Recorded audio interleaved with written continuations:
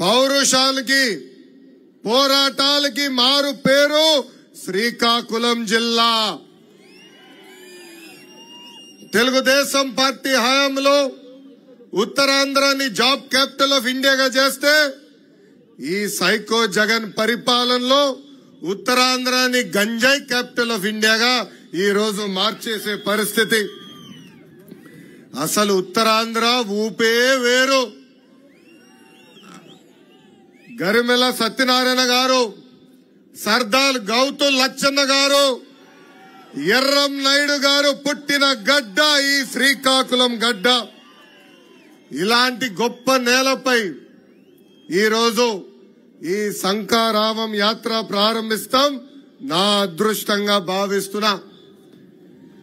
ఈ రోజు జగన్ సభ చూస్తుంటే నాకు కొంచెం నవ్వు వస్తుందండి. పదే పదే సిద్ధం సిద్ధం సిద్ధం అంటాడు. దేనికయ్యా సిద్ధం? జైలుకి వెళ్లేదానికి సిద్ధం. జైలుకు పంపించేదానికి మీరు సిద్ధమా అని ప్రజలందరూ నేను అడుగుతున్నా. బీసీ బిడ్డ అమర్నాథ్ గౌడ్ లాంటి అనేక మంది చంపేదానికి మీరు సిద్ధమా అని ఈ జగన్ నేను ప్రశ్నిస్తున్నా.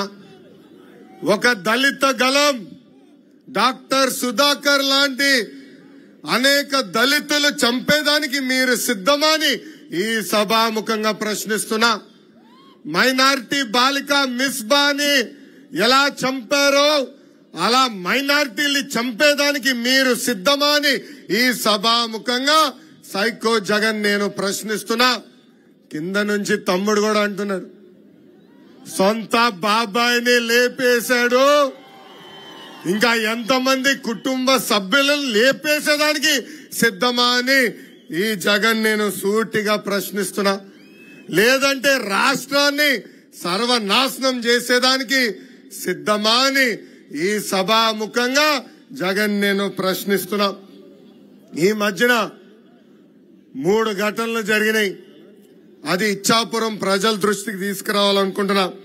మొదటిది, వైకాపా నాయకులు చేస్తున్న భూ కబ్జాలకి సహకరించలేదని విశాఖపట్నం తహసీల్దార్ రామయ్యని అతి కిరాతకంగా వైకాపా నాయకులు కొట్టి చంపేశారు.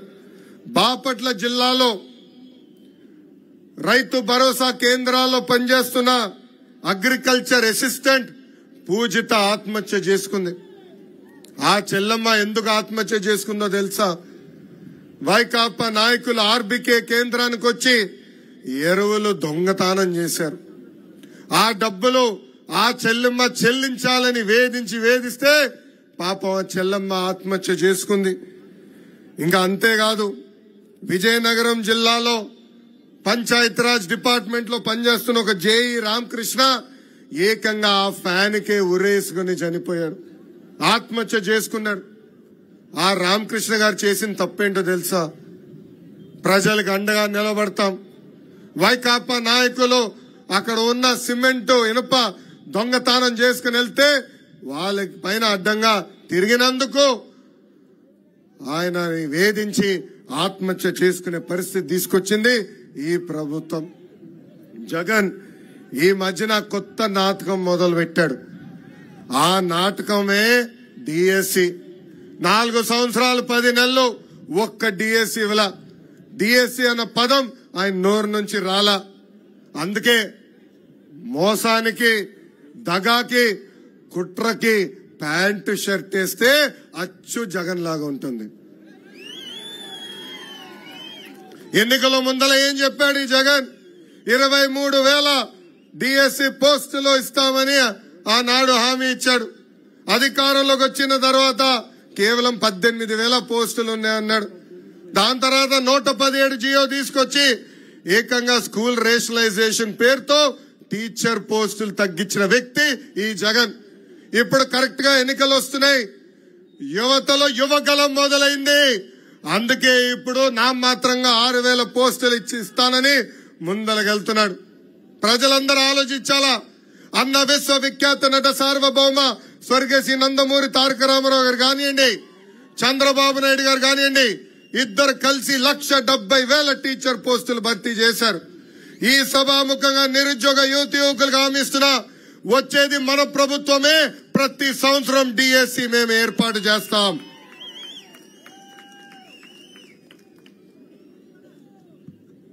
ఈరోజు ఈ జగన్ ఊరూరు తిరుగుతా నేను పేదవాడిని అంటాడు.